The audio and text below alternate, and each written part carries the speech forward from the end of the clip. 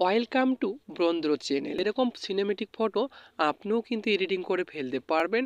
তো কিভাবে করবেন সে বিষয় নিয়ে থাকবে আজকের ভিডিওটি ভালো লাগলে চ্যানেলটি সাবস্ক্রাইব করে পাশে থাকবেন। এরকম ফটো এডিটিং করার জন্য আপনাদেরকে দুটি অ্যাপ্লিকেশন প্রয়োজন হবে। একটি হলো হাইপিক আর অন্যটি হলো লাইটরুম অ্যাপ্লিকেশন। এই অ্যাপ্লিকেশন দুটি আপনারা ইনস্টল করে নেবেন। ইনস্টল করা হয়ে গেলে প্রথমে আপনারা কী করবেন, আপনাদের ফোন থেকে হাইপিক অ্যাপ্লিকেশনটি ওপেন করে নেবেন। হাইপিক অ্যাপ্লিকেশনটি ওপেন করার সাথে সাথে এরকম একটা ইন্টারফেস আপনাদের সামনে শো করবে।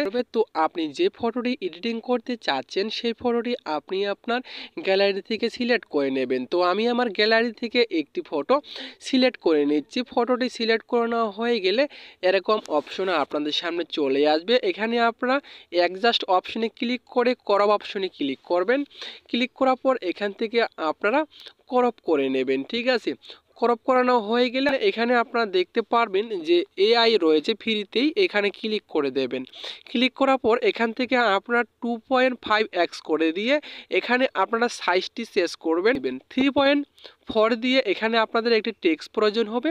এই টেক্সটটি আমি কমেন্ট বক্সে দিয়ে রাখবো, সেখান থেকে আপনারা সংগ্রহ করে নেবেন। পেস্ট করে দিলাম। পেস্ট করে দেওয়া হয়ে গেলে এখানে দেখতে পারবেন অ্যালাউ অপশন, তারপরে এখানে নিচে জেনারেট অপশনে ক্লিক করবেন।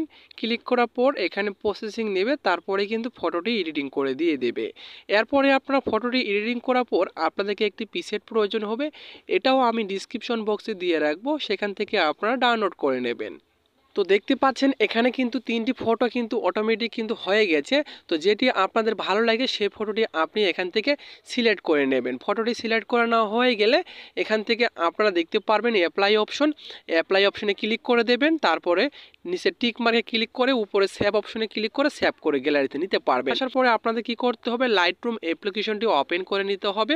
তো আমি এখান থেকে লাইটরুম অ্যাপ্লিকেশনটি ওপেন করে নিচ্ছি। আপনাদেরকে একটি প্রিসেট প্রয়োজন হবে, এই প্রিসেটটি আপনি ডাউনলোড করবেন। ডাউনলোড করার পর আপনার ফোন থেকে প্রিসেটটি ফার্স্ট একবার আপনাদেরকে ক্লিক করে দিতে হবে। প্রিসেটটির ওপরে ক্লিক করার পর উপরে দেখতে পারবেন 3 ডট রয়েছে, 3 ডটে ক্লিক করে কপি সেটিংয়ে ক্লিক করে তারপর টিক মার্কে ক্লিক করবেন। এরপরে এখান থেকে ব্যাগে চলে আসবেন। ব্যাগে আসার পরে আপনি যে ফটোটি এডিটিং করলেন কিছুক্ষণ আগে সেই ফটোটির ওপরে জাস্ট একবার ক্লিক করে দেবেন। ক্লিক করার পর এখান থেকে 3 ডটে ক্লিক করে পেজ সেটিংয়ে ক্লিক করে দেবেন। তো দেখতে পাচ্ছেন অসাধারণ কিন্তু একটি ফটো কিন্তু এডিটিং হয়ে গেল।